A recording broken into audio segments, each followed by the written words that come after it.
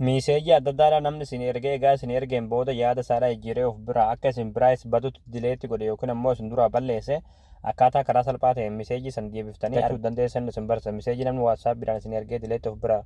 akka isin biraayis badutti dileetti godhe akkasuma miseenjeraallee akkasuma iimoollee akkasuma telegiraamallee jechuudha. Miseejii kamiyyuu jechuudha bifuma wal fakkaataa ta'een waan namni isin ergee egaa isin ergeen booda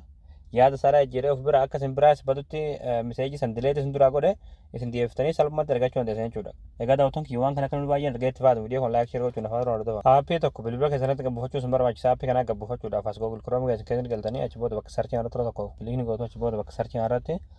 gola Oromiyaa itti barreessitanii gola Oromiyaa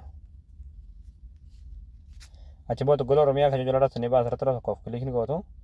ammallee asirratti gola Oromiyaa kan jiru tokko kiliikni gootu ammallee haala kanas teessifataa solota koolisa jirra tokkoof kiliikni gootu bakka sarchii kanatti qubee daa laa taa barreessita achi booda sarchii fuuldura kanatti kilikoo sarchii gootutu achi booda ammallee haala kanas suuraa kan tajaajilu suuraa kanatti tokkoof kiliikni gootu achi booda aappii gad buufachuudhaaf suuraa dhufaa gad deemtu ol deemtu mana maati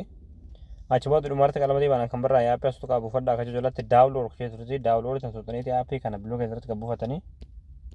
hayya daawwatan kiyya aappii gad buufatanii gaara galtanii aappiin kana haala kanas banama WhatsApp irratti irratti ni guutuu akkasuma Messenger irratti ni guutuu akkasuma Telegram irratti akkasuma Imo irratti achi booda next kana klik gootu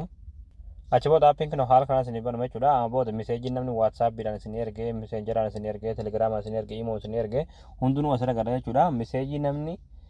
isin ergee egaa isin ergeen booda yaada isaa jijjiiree of bira akka isin biraa isa badutti dileetti godhee isin aappii kana galtanii argachuu dandeessan.